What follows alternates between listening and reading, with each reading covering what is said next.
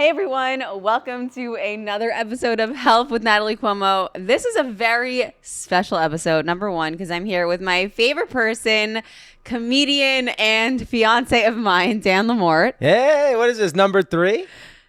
Number 3 of your podcast that okay, I've done. Okay. Yes, you're a friend of the show. Yeah. What did you think I was saying? You could have been referring to anything. All right. Oh, it is also our third time at this place. Yes. So I don't know if you guys noticed, we're not in our normal podcast studio. We are at the lovely establishment, Legasea Bar Grill. Oh, Captain, my Captain, Legacy. So this is very exciting. This is a very extra special episode because we will be tasting Legasea's very special $45 unlimited ribeye. Only a few months ago, you were a vegetarian. So this is a drastic shift. I ebb and flow. Yeah. And your allegiance to animals can be purchased. No. With endless ribeye. I love animals. I choose ignorance at times, and I choose empathy at other times. We're definitely not going to talk about my love for animals up top right now. No, yeah, probably not when we're getting a bunch brought to us. But anyway, we're going to get this delicious endless ribeye. So it's $45, endless ribeye, and it also comes with fries and steak. The very awesome... Fries and salad. Fries and salad. It does come with steak. Yeah. But so we are actually going to be having some of that during this episode, which is super exciting. And I thought, what a perfect opportunity for us. Why are you laughing at me? Because I know where you're going. It's not to talk about Dan's weight loss. It's just you want to do a weight loss episode when we're being presented with endless food. Yes, I think that's a brilliant idea. You lost 190 pounds. Yes, and my rock bottom was eating alone at a Golden Corral, which is endless in its own right. Yes. What is a corral? What is a corral? Well, a corral is, I think it's when it's like a group of people, I thought. Like you're putting something together. You got to corral together. I thought a corral was like a ditch. Like you're at the bottom of a golden ditch. But I'm probably, or a corral reef. I was in a personal ditch of sorts. Anyway, so that was your rock bottom. I've never heard that rock bottom from you. One of many. I mean, well, it was one of those ones where the waitress kind of looked at me like, you shouldn't be here alone. I'm sure many people eat at Golden Corrals alone. Also, I knew someone who worked at that Golden Corral, and they told me that I should never eat there. Why? Oh, because it's And that disgusting. was before I went back there by myself. Anyway, we're here. They had chili that was pretty good. You've moved up in the world. You're at Legasea. Yeah. And we want to talk about this journey that you've had. So you want to ask me about weight loss while you get me fat again? I'm not getting you fat again. The thing is that this is actually very healthy. It's nice 8-ounce size portions. And if you want more, you just put a fun little sign on the table that says, "More, please." It's like Oliver Twist. I'm going to get quite a few. I want to test your allegiance to me. I want to see if you would stay with Fat Dan. I would. Because you weren't around for those days. Well, you know what I was thinking? We were talking about this in the car last night, and I thought this was hilarious. You told me that you had a girlfriend when you were fat that was too embarrassed to introduce you to her parents because you were too fat. For lack of better words, that was how she explained it to me. She didn't think her parents would like me. But I was wearing, at that point, I was wearing a triple XL leather jacket. You told me that you shit in her bed. Whoa. Not in the bed. There was a barrier. Like I had boxers on. We had Taco Bell. And why did this come up? We're in a restaurant. That's nice. And I threw them down the chute. She had like a garbage chute. She never knew. The fact that she had a nose. I'll never forget because I went to the bathroom to check and she was a big Ed Sheeran fan and her bathroom was covered in posters of Ed Sheeran. Let's pause. The fact that she was a big Ed Sheeran fan and then was with you is hilarious. Well, I think that's the red hair was all that I had. She didn't like the shape of me.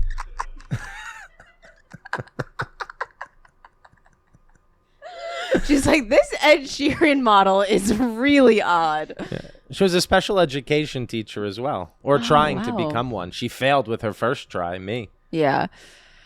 So you shit the bed. I threw it down the chute, looked at Ed Sheeran. We both, he knew a secret of mine. And we broke up shortly after. At that point, I was a cigarette smoker. I was wearing the leather jacket that had to have been pieced together by multiple cows. Like, it didn't look good. I understand why. I wouldn't want I don't know. I don't think leather jackets are usually just one cow. I think if you're skinny enough. Mine was the whole family. To take out them all.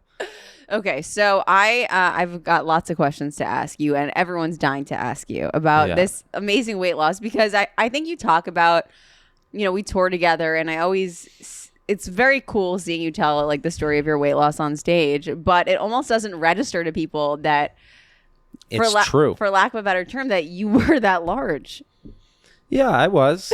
I definitely have proof. It's not hard to find.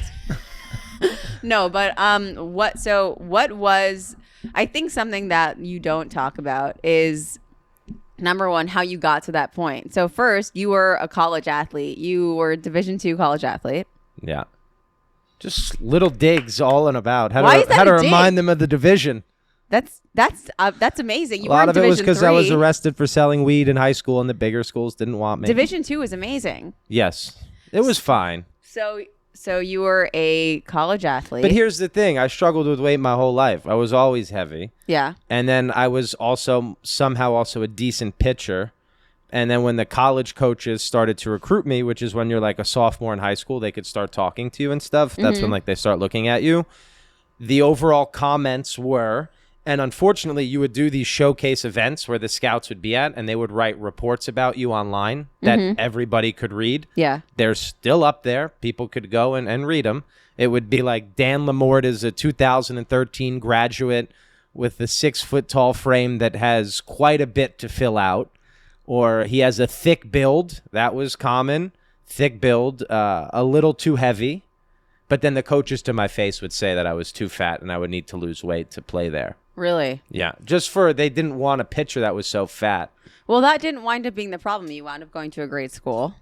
No. No? Academically, a terrible school. But a good school for... Felician University. Shout out. Good school for baseball. Yeah, they had a good baseball team. That was about it. Yeah. When I was there, we were a college. They bumped up to a university when I left. Well, I want to talk more about like you getting fat and then. One minute, it is kind of funny. There was another college there, and that college left. And then Felician was like, we'll open a college, and the college that left. And we were just in the bones of another. We were a Spirit Halloween college. All right, go back to the weight loss. Yeah. But it's kind of funny. We were not even a real school. It was like accepted. Yeah. Paints a better picture. It is. I dropped honey mustard in the staircase of the dorm rooms, and it was there when I moved out the last day. Like, there wasn't much staff or nothing. It was kind of like a student. I can tell by the way you talk that it wasn't a good college. I hand wrote my entrance exam. I hand wrote my entrance exam on loose leaf paper. All right, I miss loose leaf. So tell me the story of like you. Do you mind sharing the story? So you want more of how? Okay, so yeah, I lose. So like basically when I'm 16, I guess, and the coaches are telling me that I need to lose weight, I start to listen. My high school, which I liked a lot, they had built a brand new weight room, and the volleyball coach, Mr. Halsey, who was also the sex ed teacher, would do the elliptical at 4:30 in the morning. So he would open up the gym, and I knew this. He was the only one in there. So then I started waking up at 4 in the morning. I'd get to the weight room at high school at about 4:35. I'd work out for an hour or two, and then I'd shower and go to homeroom. And I lost a bunch of weight over like that year or two. And then I had a decent amount of scholarship offers, and then I did get caught, selling weed. And that didn't help me, and I had to stay in state. And I went to this school in state, and then opening day, tale as old as time. There's a few different things that happen. Basically, the end of the story is my elbow explodes I throw a changeup in the dirt. I hear a popping noise out loud. My elbow immediately swells up. I call the catcher out. I tell him my arm's a mess. He slaps me on the ass and says, "Get out of it." And then we finished the inning. I went into the dugout. It was already swollen and pretty big. And we had this special powder that we would use that was a caffeine that was cut with like some kind of Tylenol or, ibuprofen. And I put some of that in a water bottle, drank it, snorted some of it. I just did everything I could, numbed out my body completely, finished like 3 innings, I think. And then that was the last game I ever pitched in. So your first game ever as a true freshman, opening day. Our ace pitcher, he was like the number 1 pitcher on the team. He got rocked. So they needed someone to come in and go long. So that was me. And I was it was funny. Right before the season started, we had this kid, Gerard DeFlippo, who was like a junior who transferred in from a Division I school. So he didn't get along with the older kids. Yeah. He only liked the younger kids, not in a creepy way. Yeah. But we went out to Applebee's a few weeks before the season, and he said it's tough to be the number one bullpen pitcher. He goes, the first one out of the pen is always the first one under the knife. Swear to God, he said that. Really? And then 2 weeks later, my elbow exploded. Jesus Christ. And within a week or two of the injury, I was under the knife. Wow. So you already had it in you, this work ethic. Like when you were younger, you went to the gym early before homeroom. But I think this like depression from your first college game, blowing out your arm and not being able to play, is what led you to gain a bunch of the weight.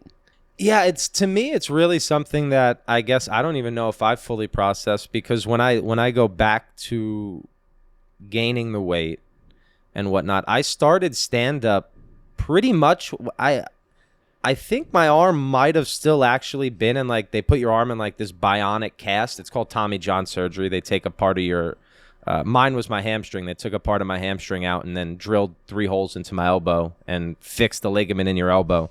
The UCL is what connects like kind of the arm to the fingers, and it makes the whole arm move. So mine is part of my hamstring now. But basically, I started stand-up when I still had that cast on. So like I thought I was handling the depression, because when you're a college athlete, even at a school that like there's multiple practices involved. You know, you lift in the morning, you go to class, you do your baseball practice at night. Sometimes you get 2 lifts in. So like every day was filled with shit. And then all of a sudden my life had like nothing. There was nothing to, I mean, I was going to rehab and stuff for the arm, but it was clear it wasn't like, I don't know. I obviously, I was talking to you recently about this. I remember specifically when I found out my UCL was fully torn, I was still on the bus to Florida for our second trip of the season. So I got to make that trip. I got to go with the team and hang out with them, which was good. The third trip I wasn't allowed to go on. That was when I was alone. And I remember going to the college cafeteria and I got a big thing of ice cream and I jammed like Kit Kats into it. And you still and I still do that. But I sat alone in the dorm room and ate that. And I guess, yeah, I mean, food and depression go hand in hand. But I thought I was handling the depression with stand-up, because I think to an extent I did. I probably would have been way more lost without it. Right. But I jumped fully into stand-up. And then, yeah, those early years on the road, I just skyrocketed in weight. I think something that people don't really talk about is those early injuries in sports, where sports are your whole life. Baseball is your whole life. I think one of the most interesting things about you that isn't touched upon is you lost all of the weight running past the baseball fields that you trained on. And I feel like that's the most twisted thing I've ever heard of in my life.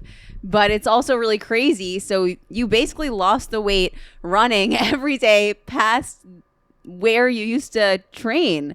And I just think about that. I'm like, was that part of a motivator for you losing the weight? How much of like seeing those fields like helped you when you were running and motivated you? Well, my career in baseball was very much like I said, I was heavy growing up. So like the fields that I ran past, so like I'm from a town in New Jersey called Manalapan. There was the Manalapan Recreation Center, which is where I grew up playing baseball. I was not good when I was younger. I wasn't on the best team. The first few years, I wasn't even drafted into like the little league fucking league. I wasn't even playing there. So like those early years of baseball were tough. I had to work hard to even hold my own. And I was scared. I was scared of the baseball. I was scared of getting hit. I hated hitting. I thought I was so fearful of it. And I just remembered those fields as like the first place where I was forced to face fears. Like as a kid, you face fears on your own, right? But that was the first time where like I quit wrestling, I quit football. I wasn't good at basketball. So like that was the first sport my dad was like, you at least have to have one thing, which we could get into later, the importance of that, because I think for being on the spectrum, it was very important because it forced a friend group. But at the same time, that recreation center to me was the place that I faced fear. So the early stages of running, I wasn't a good runner, but I would go to this trail at the rec center because I remembered it. I would see people running it when I'd play baseball, and I thought they were crazy. But it loops past every single field I played on when I was a kid. And every run was kind of powered by nostalgia because like I was able to take myself back and remember going through hard times and how far on the other end I was. Like, yeah, sure, when I started running, I was still about 295, 300 pounds. But I was a comedian, you know. I got past the baseball injury, sure. And I wasn't a good childhood baseball player. And then I was pitching opening day as a freshman in college. My college was paid for up until the injury to play baseball. So like I realized everything that I'd been through. And then the running suddenly, you know, running does suck. There's no way around it. But the mindset of where you can enter when you're on a run is completely not a suck factor. And that to me was one of the... I was able to work on new fears. I thought you loved suck factors. Well, when you're doing it, where's that more sign? I'm going to put one right next to the bedstand. What do you mean when you say the importance of having like a thing? Like, so you're on the spectrum and you said you want to touch on the fact that... Well, not having a thing. In that aspect, I wasn't good with other kids my age. Every report card you'll read will say that I acted older than the other kids, made jokes at the wrong times. Just, I didn't necessarily get along with everyone. Yeah. I felt like I could entertain people if I made them laugh. I felt like maybe they didn't dislike me, but I didn't know how to read people. I definitely was very odd. I liked bright colors and weird things. I liked clowns and golf balls and Canadian money. So like people weren't inclined to hang out with me. But when my father kept me in baseball, he was one of the coaches on my travel team eventually. And they had like a backyard, my parents. So they would have hangouts for the team. So like, as sad as it sounds, my friend group was kind of forced. Yeah. So I had to learn how to interact. Whereas if I didn't have a sport and I had parents who were like, you know what, you don't like baseball or sports? That's fine. You could just stay home and play video games. I don't know if I'm able to interact the way that I am right now as an adult. What do you think your advice would be to someone that suffered a sports injury that either was permanent and made them unable to play, or something like you're going through now where you hurt your ankle and maybe you have to take off a month running, and running is so much a part of your mental health? Like, what's your advice to people that are either going the extreme of that where you can't pitch again, or even the lesser where you have to take a month off but it's seriously damaging your mental health? All right. Well, if we're going to fast forward to like a right now time, I'm an ultra runner. I run 10 miles a day. Running is my thing, and I'm injured. Like I haven't been very open with my injury, but my foot is a little bit mangled after my last run. My advice in a situation like this is not even my own advice, and I'm not good at taking it. I remember hearing David Goggins say this, and again, what a guy's talking about David Goggins, whatever. He talked about, like, you know, he's this guy who lost weight, became an ultra runner, was a Navy SEAL, all that stuff, and he had this crazy heart surgery where he was out from running for a very prolonged period of time.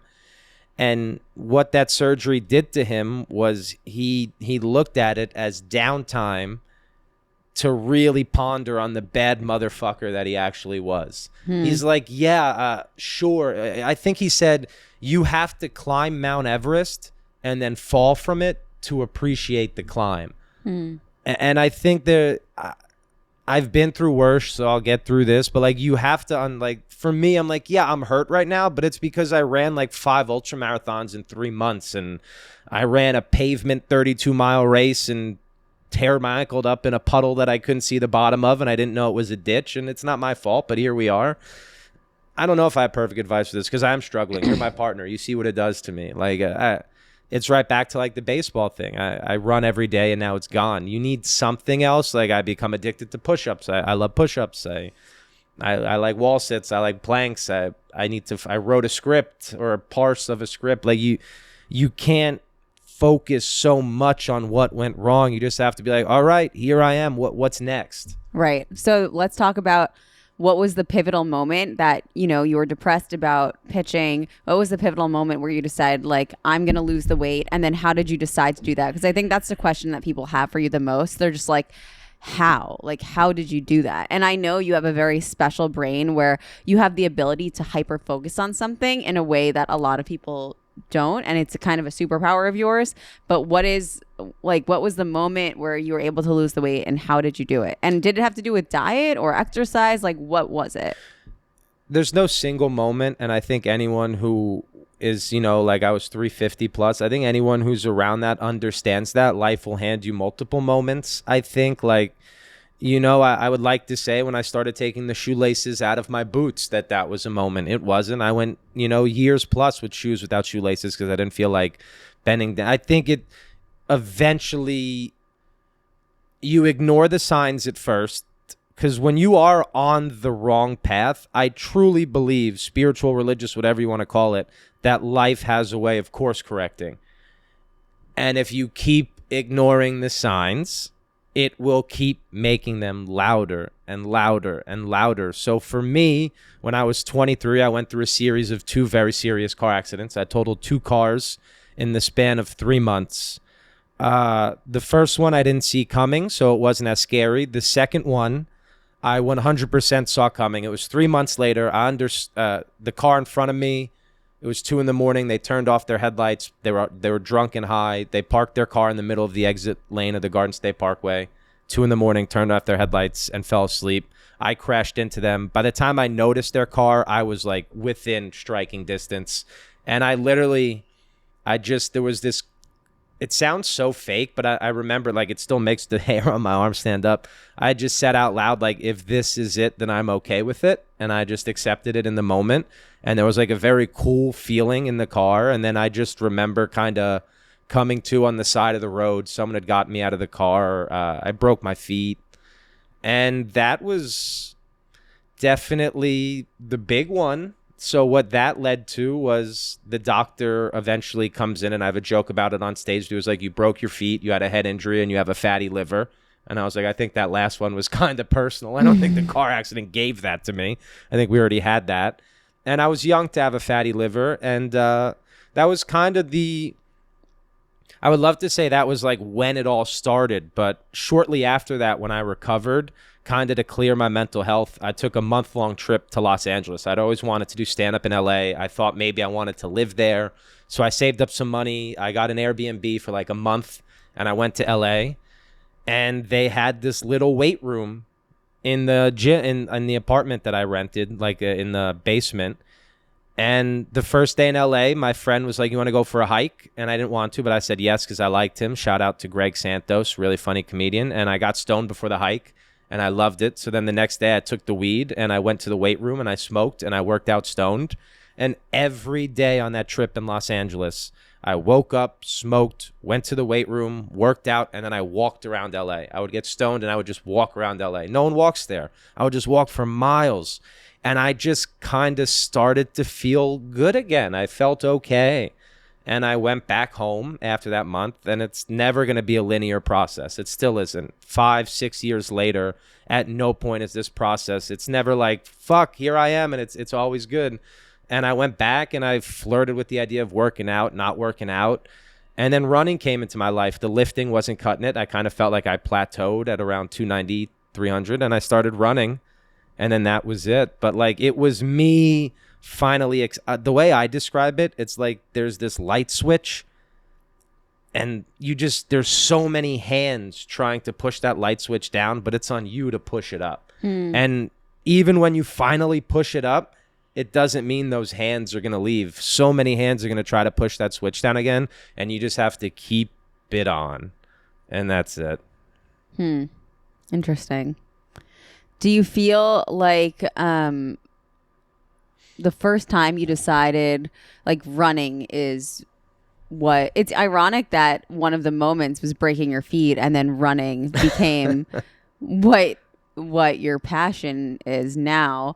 Did you know that running was going to be it? I think one story that I really like that you tell is that you just started like walking on the trails, then you started just running a little bit. I think people are very intimidated to start running because they just don't know how. A lot of the times people want to go for a run with you and they feel like they can't keep up. And I'll be like, oh, I run with him. And they'll be like, really? Okay, I guess I could do it. Most of my runs are pretty slow. But I think that it's very intimidating, the idea of like starting. So what would your advice be to someone that just wants to start, wants to try, and is just very intimidated? And maybe, something that I deal with in my like workout journey is like, okay, I'll work out once, but that's not going to make a difference. I'll work out for a week, whatever. That's not going to do anything. It's such a long process, and that kind of intimidates me.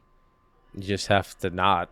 I mean, I know it's like, it's the stupid thing to say, but it's like, when I was as heavy as I was, it's not like I looked in the mirror and didn't see what I was. I knew what I was. I just didn't do it. And then one day I did. And then you keep doing it. And it starts small. Like, yeah, you're going to fuck up, but run 3 days in the week or 2 days in the week. Or what I did is I would run a half mile. And then the next day I would try to run a fucking, almost a mile, even a little less. You just slowly start to beat yourself each day, and you turn it into little games, right? You play these games with yourself. I have different ones that I do, but that is one of them. You just try to beat yourself a little bit in the beginning, but it's like, it's not this big thing. It's like when people start this weight loss journey, anytime someone's like, I want to lose 50 pounds or I want to wear this size jeans, it's like, well, why? Because that's not really an actual goal. You might put on those jeans, not like how they look, and then gain the weight right back. So it's like, it's that understanding that it is every day, and you just have to do it. Like, people get this misconception that I love running, and don't get me wrong, I love what running makes me feel like, but the actual process still sucks. Putting on a shoe and going outside to run is not good. It's not fun. It's hard. It's still hard for me. There's many days I procrastinate for an hour or two. But the feeling after is always better than the feeling before, and that's what I remind myself. Because if I feel this urge to push off running, and then I do push it off, how I feel at night is terrible. But if I run, I feel great. It's true. I think that people feel like it's just an insurmountable mountain, the goals that they set for themselves. So do you feel like it's helpful to set smaller goals? Like, what would advice you have to set smaller that goals, and give? It genuinely has to be a change. It's not like, it's not a goal, it's a change. Like, you're making this change in your life because what was working wasn't working. What you were doing wasn't working. So like, because I remember so many parts of it. I remember plateauing at 250. I remember hitting 200 and getting stuck there. I remember gaining weight and going back into the 200s. Like, it's not letting everything become too much, because if you start to feel like it has to be this number, or you get stuck and you're like, well, then that's it. You go back. So like, there's no answer for weight loss. That's the Ozempic. That's the new weight. That's the new answer. But like, if you're doing it on your own, there is no answer outside of just, it's going to be every day. It's going to suck. There are going to be days you don't want to do it. There are going to be weeks you don't want to do it. It might be a year you don't want to do it. And it's up to you to do it, because when you do something you don't want to do, that is actually the only way the brain is impressionable. You can grow as an adult if you put yourself in uncomfortable situations and move past them. Mm-hmm. For me, I even need to take that advice, because right now my brain is so wired to love running that when I do it, I'm not growing. I'm rewarding the part of my brain that's doing the thing it wants to do. So like, I need to find other exercises. Like, I don't like working abs, so I'll do abs now. All right, let's pull something out of the box. This beautiful box that Autumn has made for us. That's the second beautiful box at this table. Okay. Sorry, I was too serious with weight loss. I needed a pussy joke. I know, but all right. Dan, has it been hard to keep the weight off? Yeah. I mean, I have body I don't know. I'm not going to fucking diagnose myself with body dysmorphia, but I would venture to say that I have it. I don't know. It's hard to keep it off. I would say the hardest thing to keep off is obviously because there is a root cause, right? There's something here as to why I love food. I am addicted. I love it. I love ice cream. I love one sweets. Thing I love about you is that you definitely do eat whatever you want. And I'm so glad I'm not with someone that's like, That's why it's hard to keep off the weight. I eat whatever I want. There's nothing that if I like a dessert, I'm going to eat a dessert. I wanted to talk about the dynamic between like your body dysmorphia, which comes from a very real place, which is you used to weigh 190 pounds more than you do now, and my body dysmorphia, which comes from just being a woman in society. And you're just like, every time Natalie will just be like, Dan, I am fat. You don't understand. And I'm like, are you fucking kidding me, Natalie? This is making me very unlikable, but it's relatable to other women that aren't listening, because no women listen to this. But It's the thing that like I've never been friends with a woman that doesn't feel this way at times. You know, that is a great way to actually get in a more female fan base is endless ribeye. No, but I'll be honest, like every woman I've ever been friends with in my life, it doesn't matter what they look like. I've never been friends with a woman that doesn't have that kind of, because that's what's put out to us since the moment that we grow up, the moment that we're conscious of anything is that's what we're supposed to look like. So yes, it's not coming from the same place as. I'd argue though, I feel like men always get left out of this. Like the stereotypical man that's shown to a little boy does have abs, is buff, is in shape. Like that is what's told is a man. If you watch any movie, the men are allowed to be way uglier. The women have to be very beautiful, and the men can be old and ugly and fat, and it doesn't matter. You know what? You do make a good Kevin James point. Or like fucking. They do give the chubby fella an attractive female lead a lot of the times in Hollywood. They do, and I just feel like there's a standard for women. So yes, I feel like I don't have the grounds to have the body dysmorphia that I do. Yeah. However, it's an interesting dynamic that we have when maybe I'm PMSing, I have my period, I feel bloated, and you're just like, I want to put a bullet in your head. I've never said that. No, but you thought it. I don't think I've thought about not your head. Then where? Your belly. I'm sorry.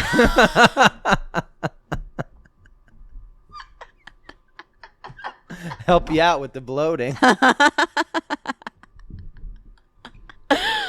But it's like, you know.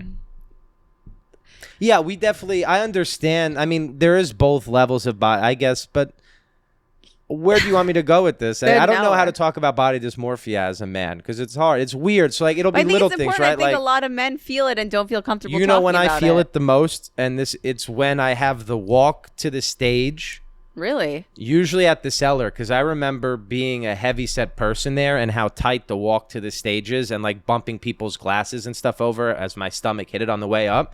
So, like, there are times when I walk through a tight space, I'll still turn my body sideways, and then I'll just look around me, and I'll be like, oh, I don't need to do this. Like, I could just walk straight ahead.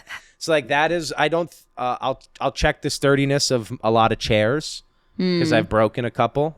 But, like, there's, I don't know, that fear is, it's like, the horror movie It Follows, where like the antagonist is this thing. Is it protagonist or antagonist? I don't know. The bad guy. You can't see it. It's death. It's always there. That's how I feel.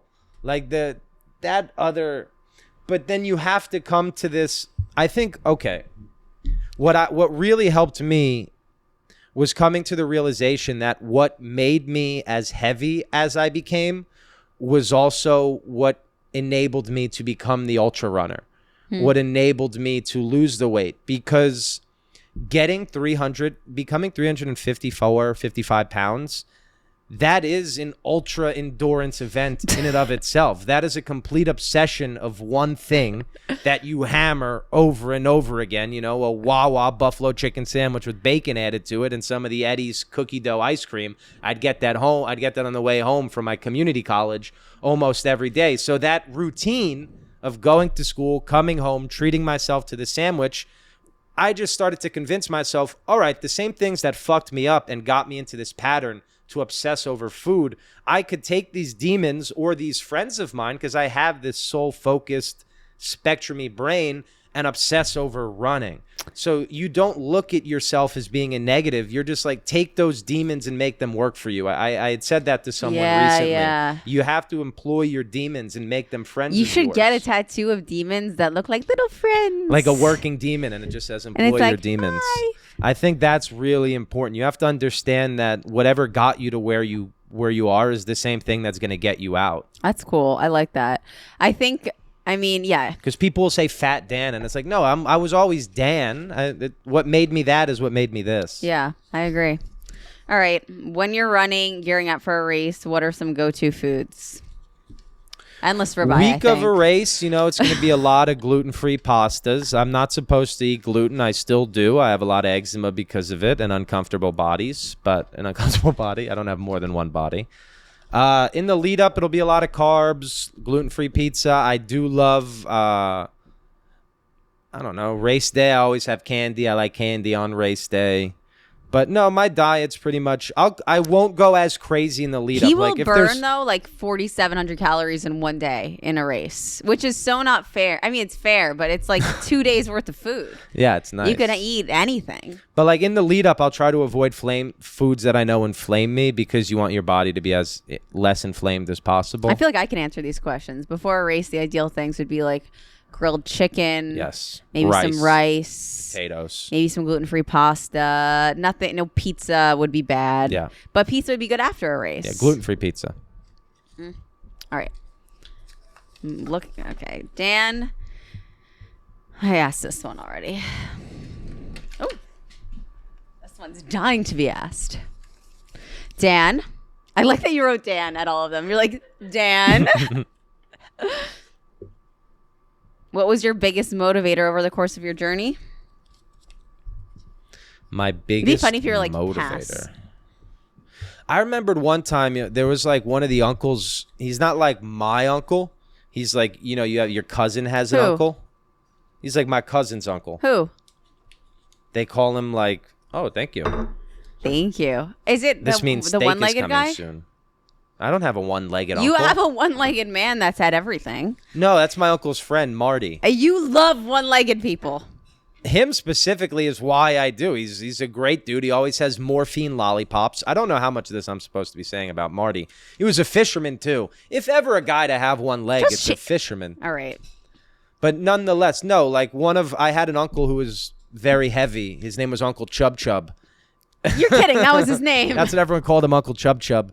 And he got the weight loss surgery. Yeah. And he started making fun of me for being fat. Oh, yeah. And I used that as a motivator because I was like, I'm going to lose the weight on my own.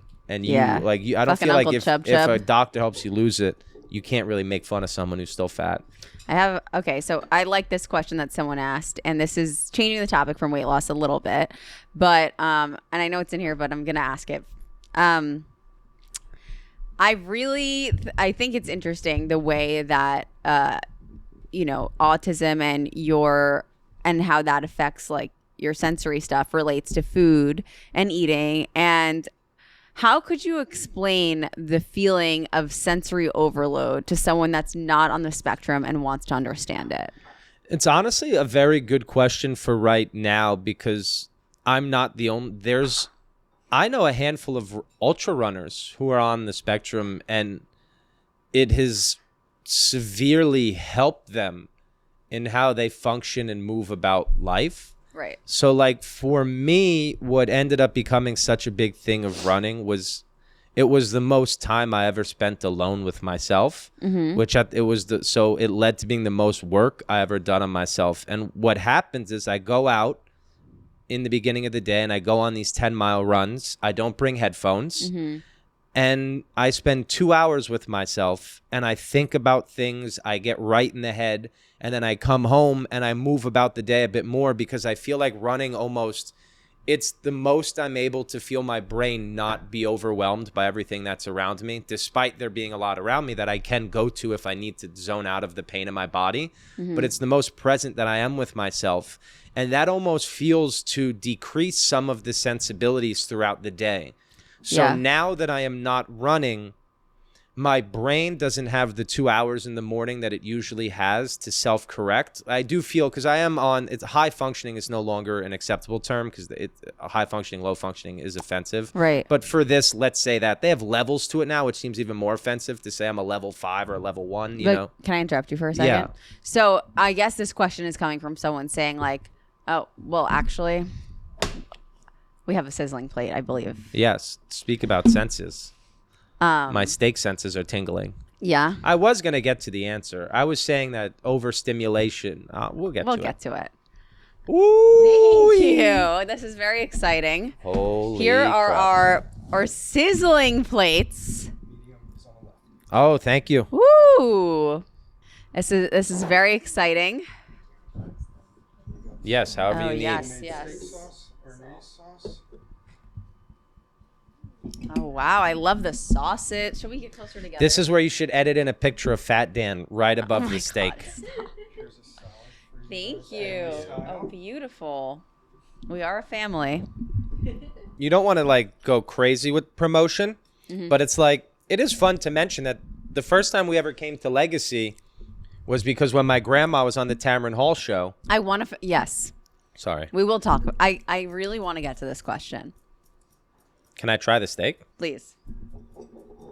There was a woman, a fan of yours. She has a son on the spectrum who is nonverbal. And I think a lot of your fans actually have that. And she was saying, how can I better understand my son's experience of sensory overload? Because, you know, her son can't articulate it to her. So obviously, as you're saying, the difference between like where you are on the spectrum, whereas her son might be. But if you had to like maybe help her understand or explain it to someone that wanted to, what would you say? Yeah, so kind of what I was leading into with saying. Yeah, sure you were. Yeah, what I was saying with not being able. So running to me is kind of one of the best ways that I've processed my overstimulation, and not having it brings me right back into being overstimulated almost on a pretty regular basis the last few weeks. So for someone who doesn't like, overstimulation is kind of when your senses become very overload. So like my hearing is I pick up on very acute sounds, which is funny because I don't have great hearing in my right ear. When I was in high school, I broke my jaw and it went through my ear, and I never kind of got that hole fixed. I've had tubes in my ears. So on paper, my hearing should be worse than the regular person. But when I'm on stage has been the hardest battle to figure out, because if you go back to early clips of mine, I am actually overstimulated on stage. Even though I'm looking up at the crowd, it's like a character work. You know, I'm feeling like I'm not being honest because there's the lights, there's the people, you hear it all going on. Basically, what happens for me is like you feel like you have to shut down. So a good way for you to experience it as a partner was like yesterday, right? So I'm feeling very overwhelmed because I don't have the stimulation. We're doing a meet and greet after our show. So me and Natalie set up our meet and greet in front of the green room. And we have our table there. We meet the people who are in the audience. We take pictures with them. I would say 5-6 times during the meet and greet, I open the green room door and I peek my head in as if I'm talking to someone. That's literally just like a diver coming up from water and putting his head above to take a breath. No one's in the green room. It's just I need a break from kind of everything. When you're a parent and your child is going, you have to not take it personal. You have to understand that what they're going through and their lack of contact with you, or what might come off as coldness or anger, has nothing to do with you. It's just you kind of feel like a turtle putting its head back in. For me, everyone's experience is different. I feel like I go inside of myself. I hold myself more. I'll hold myself close. You just don't you feel like you can't process anything because there's too much to process. What would your advice be to a parent who has like a nonverbal autistic child that wants to comfort them in those moments? See, for me, it's hard because I was verbal. Yeah. You know, I had speech issues. I went to a speech therapist, but I did talk. I was very vocal with my words. Were not something, I was always very loud and whatnot. It's funny, for me, some of the overstimulation is auditory because I talk a lot louder than other people. I remember being a kid getting yelled at a lot by my mom because we'd be in stores and I'd be like, what's wrong with that guy's ear? And it would be at such a loud volume because I didn't understand like the right way to talk. You have to let, for me, what helped with me was I had parents who didn't get angry. They didn't take it personal. They worked with me. If I became obsessed with something, they let it happen. They didn't shut any fascination down. They steered me when I needed to be steered, but they let the brain go where the brain needed to go. And I think when your son is overstimulated or something like that, you have to let their brain go where that's going to go. Stim toys are great. Obviously, if I know a lot of autistic parents utilize those. For me, I still love them, coins and stimming devices. We had to take a break so we could eat our steak. I'll be honest. It was so fucking good. It was delicious. I can't wait to finish this podcast steak break. So that I can finish eating the steak. And the cool thing is when you're done, you can go, more. I will say I will say this. What?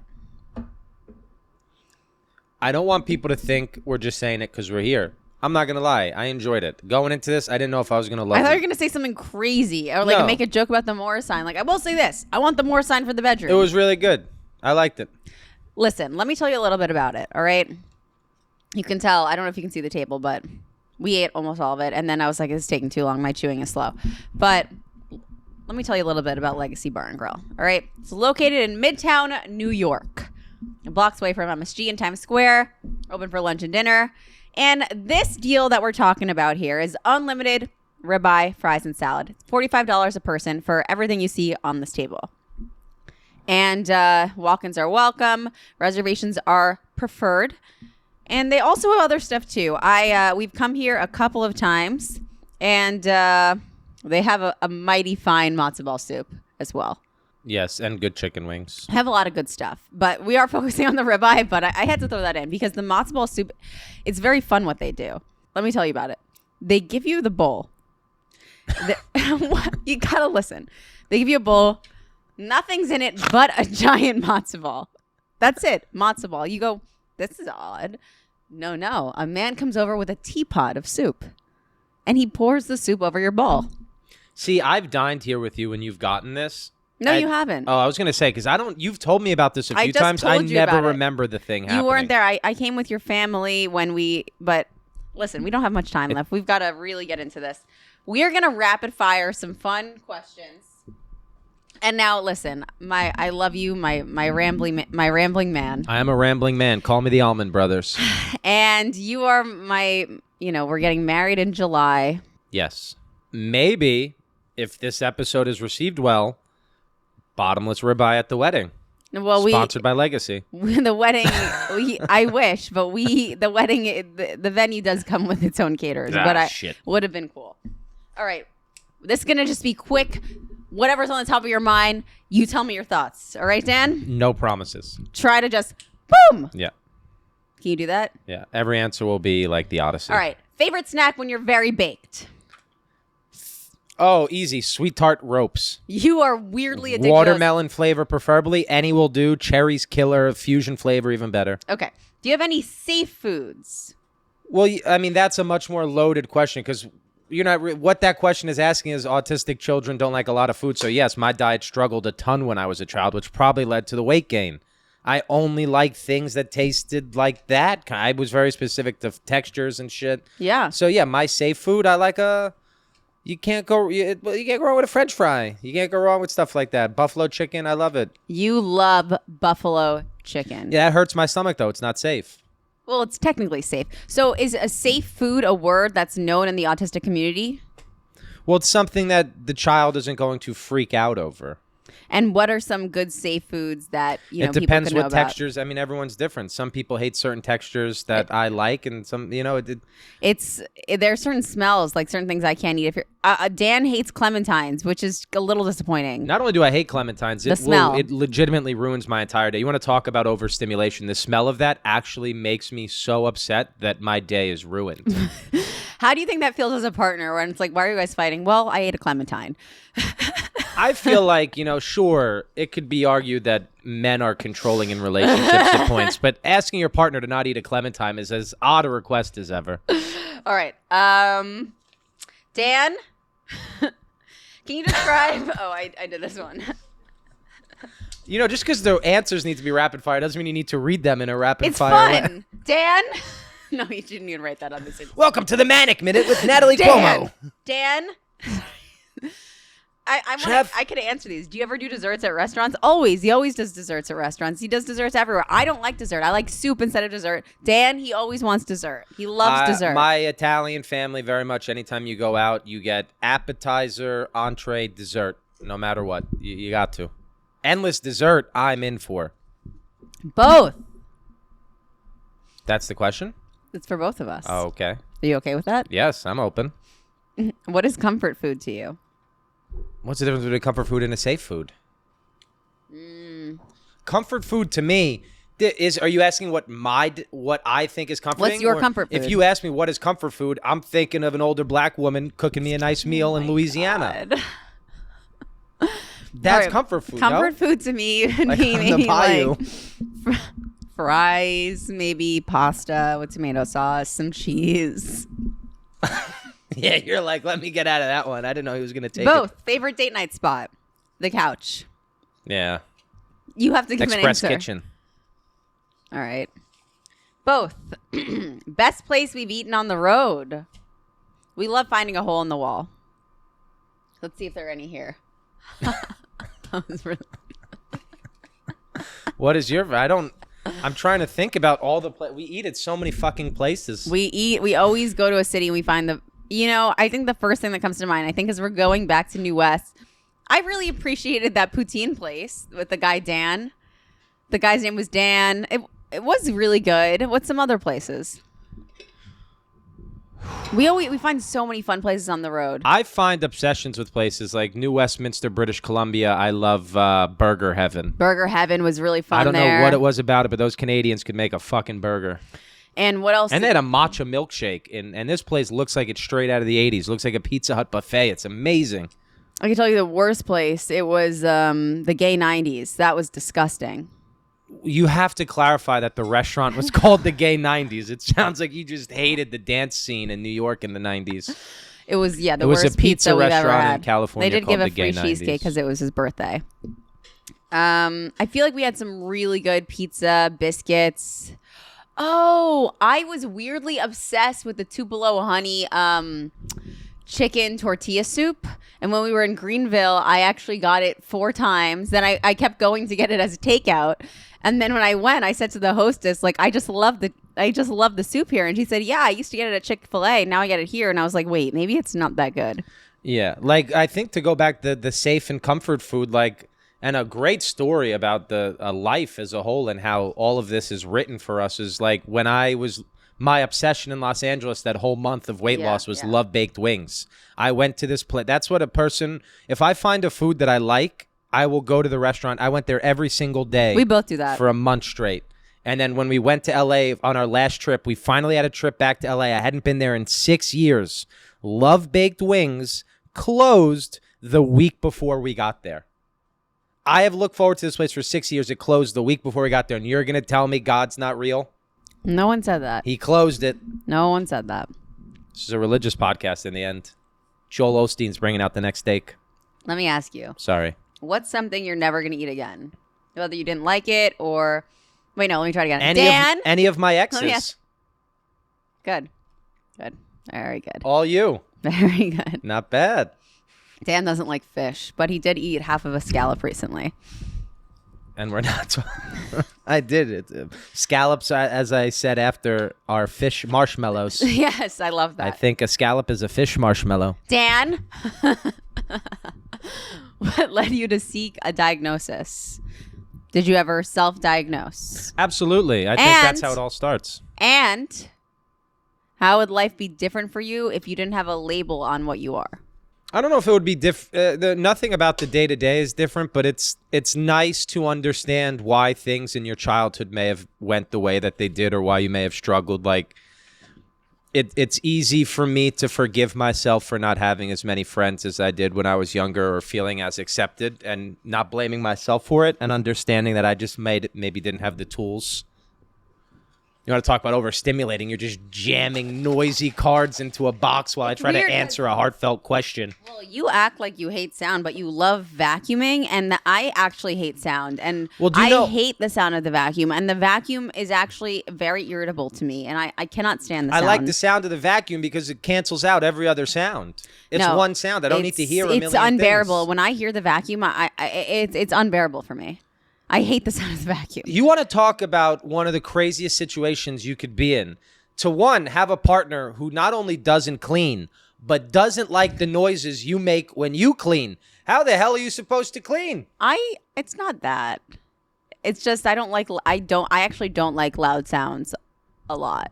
A vacuum is just one noise, though. Yeah. So you could just cancel it all out. And I clean. What are you saying? Felt like a good joke. You don't clean and you don't like the noise of cleaning. It's a fun scenario. That's a joke? You're just in a dirty house then. That's not a joke at it's all. It's a premise. It's a premise. How is that? That's a comical shit premise. Talking. That's just like you don't clean and you don't like the vacuum. Well, it's like you think of a comic, like a person be like, I don't want to clean, all right, and then the guy goes to vacuum and she's like, I don't like the noise of you vacuuming. It's funny.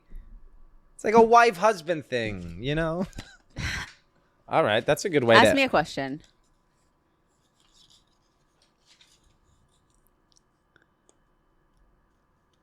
These you've already asked them. As someone that's on the spectrum, how do you feel about my obsession with collecting stuffed animals? I understand collection, so it's okay.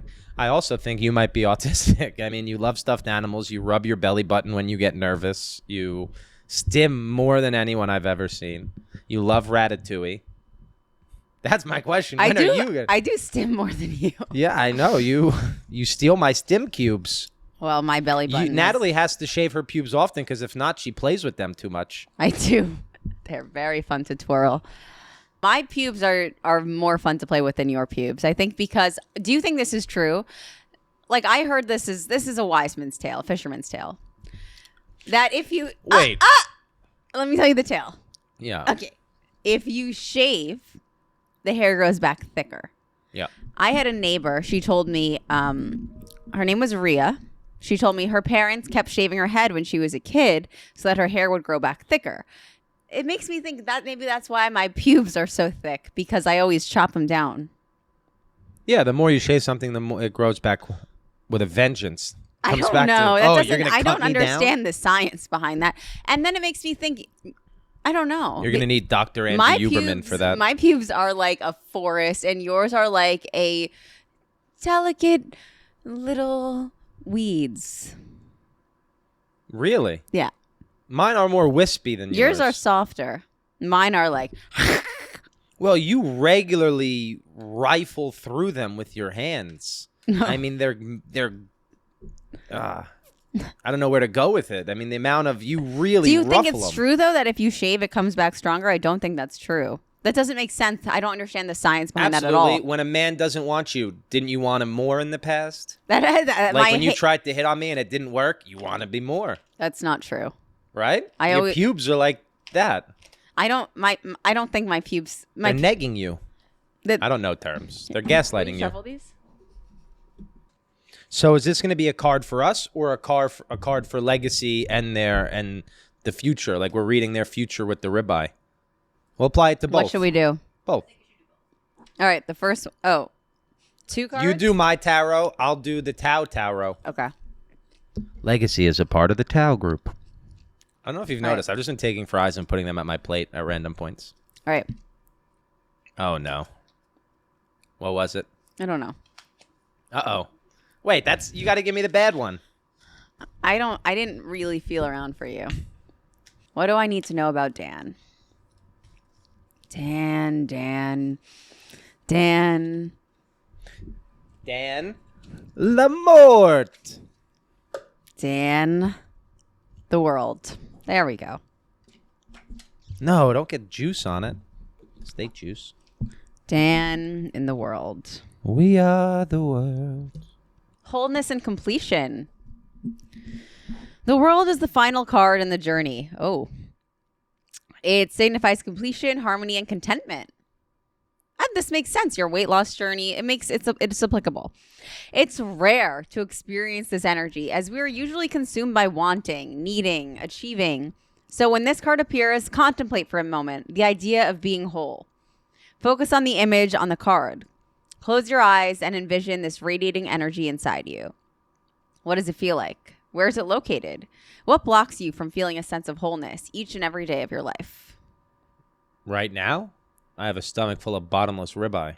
That's blocking things a bit. No, I'm kidding. It's delicious. No, this is a good card because I talked about that. You talked about, your weight loss journey, and I think it's really applicable. Well, and also understanding when you're injured that, it's not you've been through a lot and like it's time to reflect on what you've done, kind of. It's the injury card. Yes, it's definitely about reflecting. It's also about acceptance, not always like wanting and needing to achieve, because I think like when you're running, you're like achieving and working towards something, and completion is kind of like reflection. It signifies completion, harmony, contentment. You should be happy with everything. You ran 5 races. You should reflect on the fact that you ran 5 50Ks in a month and a half. It is the universe saying like, Dan, maybe you're not taking time to acknowledge your accomplishments or acknowledge what you put your body through. So life course corrects. I had to get that script done, which I was putting off, and then I got hurt and had time to do it. So I know that you do have a radiating energy inside you. Where is it located? My prostate. My radiating energy. I mean, for me, when I feel like I am a big meditator, I feel it like kind of center of chest. Yeah. Oh, interesting. Your heart, I guess, would make sense. Do you want to shuffle for Tao? I mean, do you want to shuffle the Tao row? The tarot deck. I'm so excited. As soon as it's done, I'm putting a piece of steak in my I don't think that's going to help the in my yeast infection. gullet. There's something wrong with you. That's how we got here in the first place. Steak juice. Uh-oh. What did you get? Let me see. There's a sun with knives going into it. Oh, there's something. There's a blockage. There is a blockage happening. Something's blocking. I'm going to turn it positive. Don't worry. All right, let's see what it is. There's two opposing forces that have reached a stalemate. You can't progress further. There's an answer that's being blocked. Maybe this card will indicate you do not wish to face the truth. What truth don't they? I think they. There are two forces, steak and fries. They are both coming at you, and you really have to work with both these forces because they're not going to relent. They're going to be bottomless and endless for a period of time, of course. You know, you can't really run the deal into the ground. So when these two forces come, what do? You say, wait, I thought there was three. Salad. Salad doesn't count as one of the swords. It's more of a pentacle. Am I getting this right? Yeah, keep going. I'm already out. My improv skills are fucking dwindled. After that podcast we did in LA and I got steamrolled by Greg Proops. All right, relax. All right. There's an answer that's being blocked, maybe by choice. But the thing is, they found their answer. You know what? I think this is reflective of their past. This is reflective to before they found the $45 bottomless. And now that they found it, they're unblocked. And that is the best part about it, is you can't. This is basically this. To me, this is what I see. This card. Hold up the card, please. What are we doing? Look, it's the card. It's the fries. What's the meat? Oh, okay. Don't play with your food. You're going to get yelled at in here. You're going to get us kicked out of Legacy.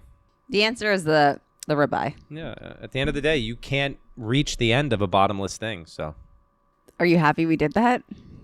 I am, because one of my favorite fat memories was when TGI Fridays did bottomless or endless apps. Me and my cousins went to it, and the power went out, so she couldn't keep track of how much we were ordering. So we got like just so much food and we really didn't pay much because there was no receipts to be printed. What year was this? Probably 2014. So Dan, I think the first, viral podcast clip we had is this is what I asked you, and I'll ask you this again, and then we'll end. What is one thing that you didn't expect about living with me? I had originally asked about dating me, but now living with me. One thing I didn't expect about living with you. Just because Natalie going to the bathroom starts in the bathroom, it does not mean it's going to end in the bathroom. What are you talking about? She's a walking wiper. I literally hate you. You got steak sauce on your microphone. You did. This isn't right. All right. You asked the question. Did you not think I was going to go there? I thought you were going to say something kind and sweet. Okay, re-ask it. No, just say something nice. What? Well, you got steak sauce on there. What? You really didn't think I spent an hour asking you thoughtful questions about your fucking life. And then you're going to say I wipe while walking through the apartment? There's something wrong with you. I don't know. Yes, I like to chat when I'm in the bathroom. Yeah, I like to chat. Yeah, but that's not. Can you say something nice, or is that not? No, I want to answer correctly now. I thought I like that about you though. Like, I like that closeness. It's fun. Okay. Thank you, everyone. No, I thought you were going to ask it again. Oh. So we could do a new What's take. something you didn't expect about living with me that you know now? Something I didn't expect about living with you that I know now. It's probably how messy of a wiper you are. It's just, it's a lot of fun. I didn't know, because sometimes comedians turn it off when they get home, and for us, we're always fucking with each other and laughing and having a good time. And I didn't know how sweet you were. I thought you have jokes about it now about your tattoos. You're a lot kinder than you lead on. The fact that I didn't roast you at all, and you're coming in hot at the end. I'm not. You asked what surprised me most. You're coming in hot. Yeah. What's the most lovely thing? The most lovely thing about living with you is You're a mess. You're just a mess. Dan, where can people find you? In the doghouse tonight. Probably sleeping on the couch. I like to chat, man. I want company. I agree. I mean, we're very close. I'm not walking around, but I'm saying, hey, Dan, want to hang out? When I was a kid, I poop, you shower, I poop. We're both in there. My best friend, Olivia, we would both always sit with each other while the other person pooped so we could chat. We don't want to be alone. We want to chat and poop. If you're close to someone, you chat and poop. Yeah, chat and poop. The chat poops are my favorite parts. Honestly, you are just really... your faces are scaring me. I feel like you're mad. I am mad. Oh, no. There better be 76 cards in there when I get home. There isn't. They're on the floor. All right. Where can people find you? DanLaMorte.com. At Dan LaMorte. They know you. They know me. Installing the bidet. No, the best part about Natalie is that she's very genuine. You get Natalie no matter what. And you make me... I don't know. I don't like a lot of people. You made me comfortable with meet and greets after shows somehow. I did. I don't know. I think, can I actually give you a sweet thing? Yeah. It's not the most surprising thing about living with you. It's that I've been a stand-up for 10 years. Mm-hmm. I'm very comfortable up there. But when we go on stage together, it's the most comfortable I've ever been in my career. I feel very nice on stage next to you, and it feels like something I've never had in comedy before, and it's very nice to work with you on stage. That's very nice. You make me feel like we have something really nice up there. Thank you. That almost makes up for the wiping thing, but not quite. All right. Thank you, guys, and we'll see you next week. Bye.